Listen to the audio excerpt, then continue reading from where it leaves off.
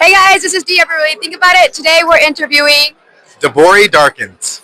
Okay, I have some questions for you, and this is Yes. specifically for Gen Alpha. Okay. How do you think Gen Alpha will define truth in a time of misinformation and social media?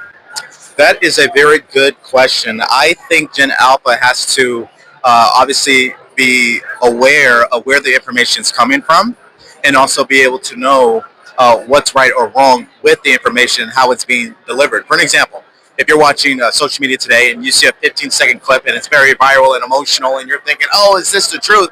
It may not actually be the truth because it's taken out of context. So Gen Alpha, they have to literally go back to the basic principles of how information should be consumed. I would say that. What do you think Gen Alpha would change for the better? That is a good question. I think, you know what, I don't know. And you know why I don't know? Is because I'm still waiting to see what Gen Z will do, right? Because right now they are literally in the thick of it and they're about to be our next leaders.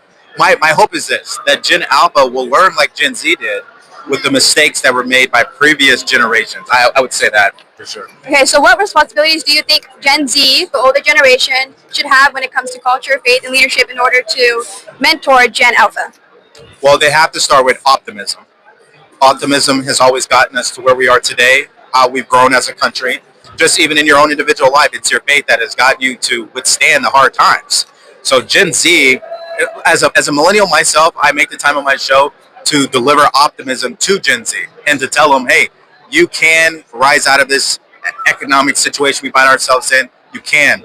And we talk about how to do that, of course, but I hope they do the same thing for Gen Alphas to deliver that level of optimism. Because no matter what we talk about as far as how to do something, what steps to take, if you don't believe it's possible and you don't have a positive mindset around it, the chances are you're not going to do it anyway. That's great. Now, one more question. Yeah. What's one mistake you hope Gen Alpha does not repeat from Gen Z? Wow.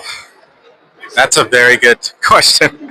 I would probably say it's exactly what I was saying. Don't make the mistake of being pessimistic about our country. Yes, there's a lot of craziness happening, but where there's craziness, there's also peace.